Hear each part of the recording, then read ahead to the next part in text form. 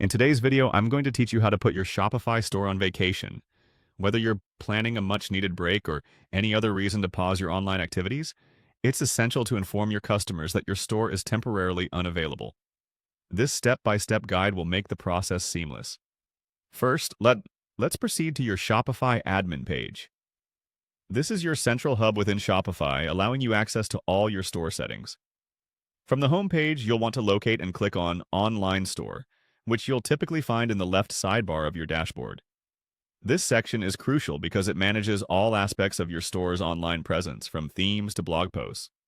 Once there, you'll find a list of subsections under the Online Store header. Look for and click on Preferences. This is where you'll handle some of the more nuanced settings of your store, like meta descriptions and Facebook pixel integrations. Importantly for our purpose, it's also where you can customize customer-facing messages, the key feature that allows you to communicate your vacation status to visitors. As you prepare to start the process, you should note that Shopify may prompt you to type in your account password.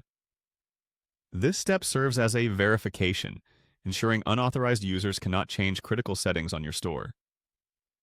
Take a moment to enter your password accurately. With that done, you're now ready to type in the message you'd like your customers to see while your store is on vacation. This message should inform them succinctly that your store is temporarily closed and include any other information you think is pertinent. For instance, consider letting them know when you expect to resume normal business operations. Through the Preferences menu, you'll see an option to input this message. Be thoughtful about your wording and aim for a tone that is both professional and reassuring. Your customers will appreciate clarity and transparency during this time. Lastly, don't forget to save all the changes you've made. There should be a Save button, usually located at the top or bottom of the Preferences page. Clicking this will officially set your store status to vacation mode and ensure your message is displayed. Double-check that everything is set correctly before logging out. And there you have it. Your Shopify store is now successfully set on vacation mode.